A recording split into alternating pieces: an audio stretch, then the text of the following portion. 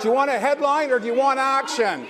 He was a man who loved the heat of political battle. If I had known 10 years ago that the finance minister of the day couldn't tell the difference between a capital budget and an operating budget, I would have been more aggressive on my question. One laughing bunny, please. But John Horgan was much more comfortable in the presence of everyday people, a regular in the stands to watch his beloved Victoria Shamrocks, who had a love for meeting people in all parts of BC. On Tuesday, he lost his 5-month battle with thyroid cancer, an end to a political life defined by helping people. And I want to thank you all for allowing me to say today how important that has been for me, for my family, and for my community. I loved every minute of it. Horgan was diagnosed with thyroid cancer in June while serving as Canada's ambassador to Germany. He'd been in hospital for much of the past few months following surgery to remove a tumor. His third bout with the disease, including bladder cancer in 2008 and throat cancer in 2020, receiving 35 sessions of radiation for the throat cancer while serving as premier. I did not intend to stop. Cancer is a, can I say that? Can you bleep me on that?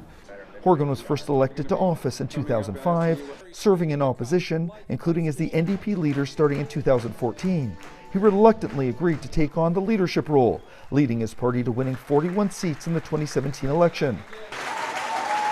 After agreeing to a deal with the BC Greens, the two political parties took down the BC Liberal political dynasty and Premier Christy Clark in a confidence vote. Horgan was sworn in as premier a few weeks later. The issues that we agree on are opportunities for us to make progress for British Columbians.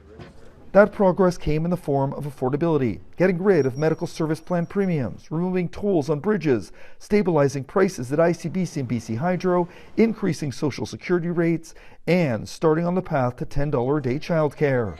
I don't apologize for providing the first quality childcare program in British Columbia's history. Not at all. $1 billion investment is undertaken. So today I am confirming that the Site C Clean Energy Project will be completed.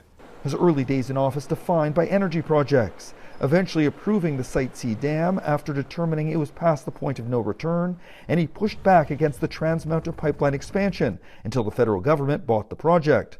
Horgan also led BC through the COVID-19 pandemic, leading to popularity numbers higher than any BC premier on record. It's critically important that we help each other, particularly those that are most vulnerable during this most extraordinary of times. None of us thought we would be in the midst of and the grip of a global pandemic, but yet here we are. He spent most of his life in the Victoria area, raising his 2 kids, Nate and Evan, alongside his wife, Ellie. John Horgan was 65 years old. Richard Zussman, Global News, Victoria.